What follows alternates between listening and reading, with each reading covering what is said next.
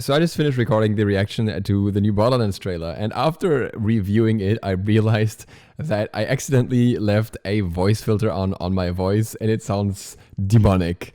And I figured, you know what? I can't really redo a first reaction, and also it sounds hilarious, so I'm gonna upload it like this. So this is a fair warning ahead. It sounds super funny.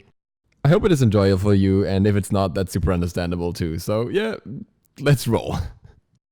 Today I don't have all too much time, so we're gonna make another reaction video, because there is a new Borderlands trailer, and that's the official guide to the Borderlands. I don't know if it's just gonna be completely new or it's gonna include some stuff from older trailers.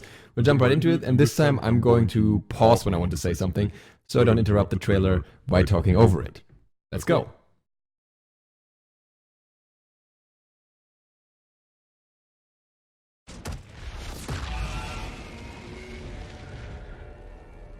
So, I'm Commander Lilith of the Crimson Raiders, and I need you. Pretty much everyone and everything here in the Borderlands is trying to kill us. Bandits, mechs, monsters, you name it. Your job is to kick their asses, exhaust ports, and wake us. Wait.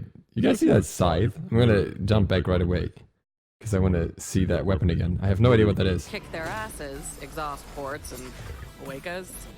The point Cool. is, the Borderlands are dangerous. As if the cutthroat corporations weren't bad enough, there's a new threat in the galaxy. The Children of the Vault. A psychotic bandit cult who worship a pair of ruthless twins known as the Calypsos. We're gonna need a badass like you if we want to survive. But first things first, what kind of Vault Hunter do you want to be? Mose the Gunner can customize her war mech, Iron Bear, with grenade launchers, missiles.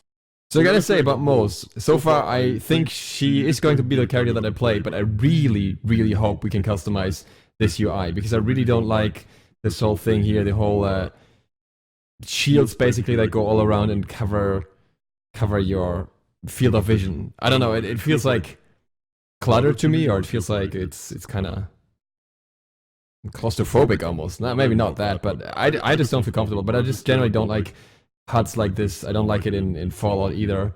So I hope that gets some skin options or something to get it out of your sight a little bit at least. Gatling guns, rail guns, flamethrowers, you get the picture. But sometimes she just wants to get up close and personal with some big metal robot fists. If tactics and trickery are more your thing, Zane the Operative is kitted out with a crap ton of gadgets. Digiclone? Check. Murder drone? Yep. He's even got a damage-boosting barrier to protect him and his allies. Amara the Siren can deal devastating elemental damage, and she can do it in style. Amara can even hold enemies in place while she beats them into submission. I like that they brought the face lock back, but also upgraded it a little bit. I really hope that at the end it still feels different enough from the last one, because otherwise it's a bit cheap, I would say. But I think it will, from what we can see about it so far. And if you want a companion on the hunt for the vaults, Flack the Beastmaster always has a pet skag, jabber, or spider ant at their side. Flack can supercharge their beast with radiation, summon a swarm of deadly rack, or even become invisible and go in for a sneak attack. No matter what. I wonder with him how viable it's going to be to just go for like a full stealth build that doesn't revolve much around the pets, because I know that not all of his trees are like purely pet focused, and that could be interesting to be like more like Zero style kind of character that way.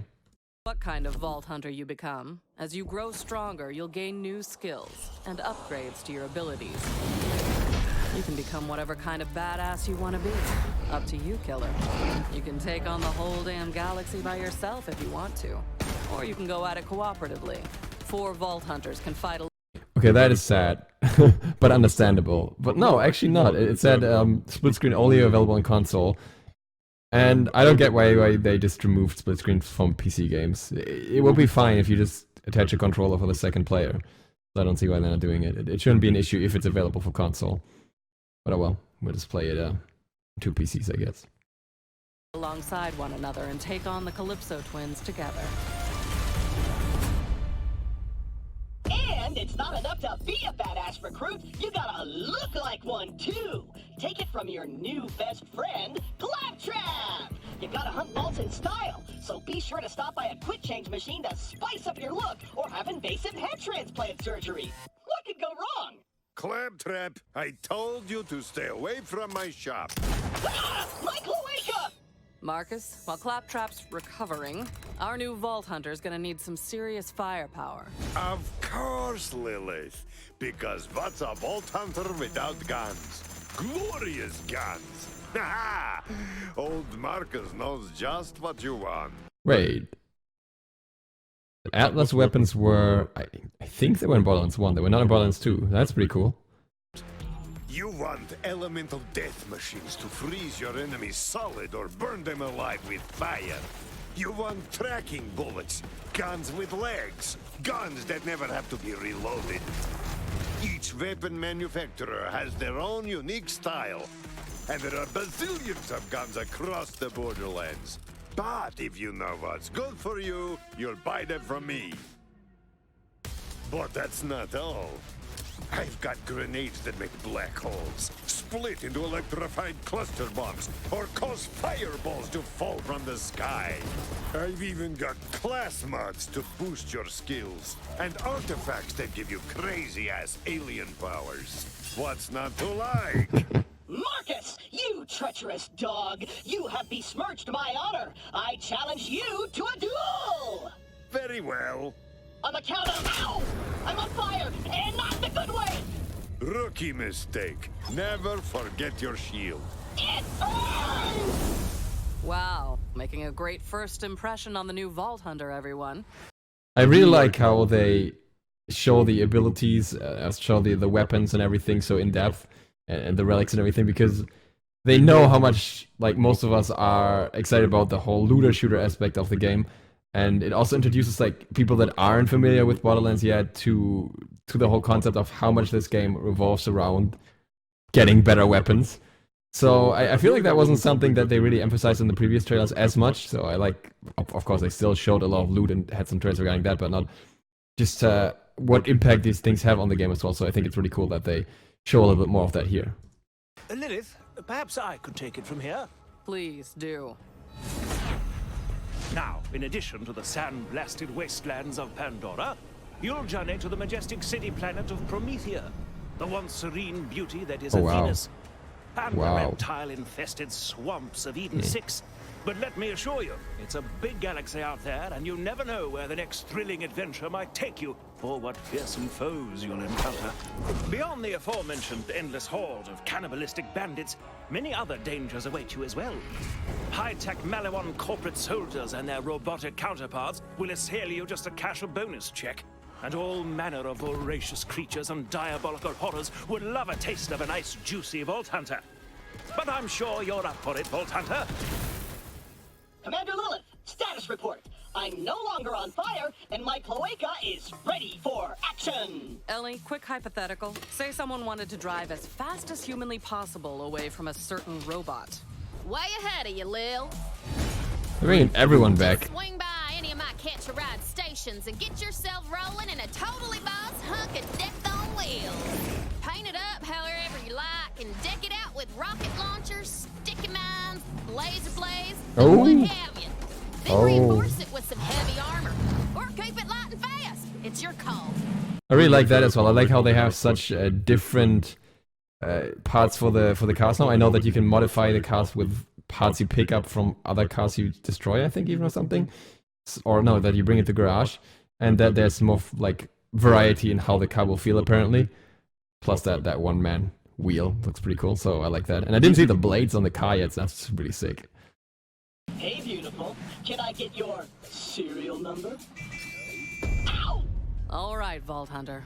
The Calypsos and their cult are taking over the galaxy, and we're the only ones who can stop them. It's not going to be easy. But with a badass like you by my side, we just might stand a chance. So, you ready, killer?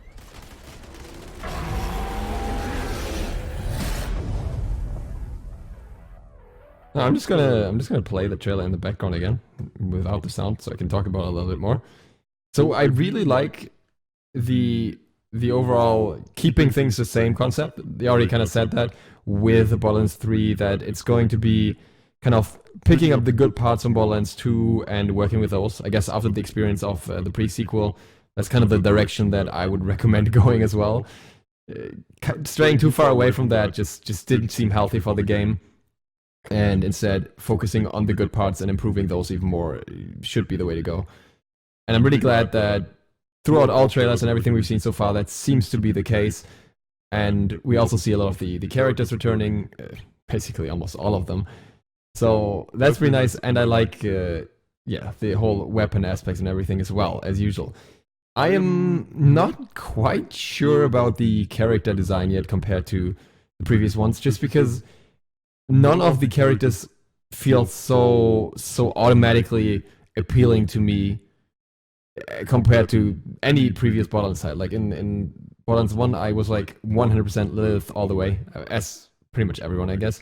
And then in Borderlands 2, I immediately liked Zero, and I immediately liked Maya as well, and played them a lot. And then, I mean, Borderlands 2 just has a variety of fantastic characters, really. They have Gage as well, which I think is really cool. And then you have, what's his name?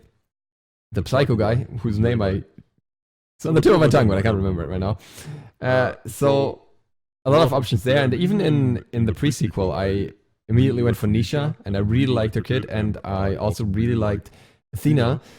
And with the new one, there's just no character that stands out to me where I'm like, yeah, this is a character I want. Like, I like the Siren and I like Mose, and I think it's gonna be between them.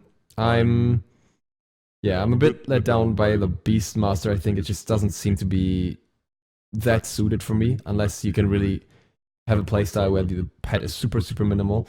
For that, I will look into the skill trees more in future videos, and I will discuss those a little bit more and see how good they really are in depth.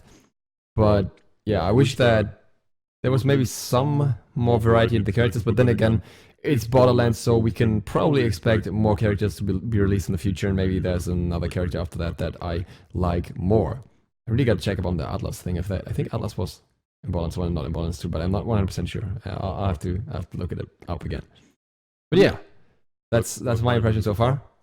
Definitely still like it. A lot of people have been asking me about the whole controversy surrounding that, and all I will say is that I don't really see the Epic launcher part as that much of an issue. Yeah, it's frustrating, and I wish it wasn't the case, and I hope that there will be some improvements to certain safety aspects of that launcher still. But I think at the end of the day, it just is what makes sense for the devs. The whole stuff regarding Sub-Meadow is more questionable, but at the same time, we really don't have all the information there, and it's a legal case now, so we can't really say much on that. So I can just say that I am still going to buy the game and play the game, and I'm super excited for it, just to have that addressed in video once as well. And with that, thank you guys so much for watching. I hope this was a little bit more of a fun insight, and after that, I think there will be no more trailer reactions, but rather more in-depth content. I just had to fill the time a little bit. Anyways, see you for the next one tomorrow, and if you're new to the channel, feel free to sub button and maybe the bell. Cheers me out. DukeSloth, out.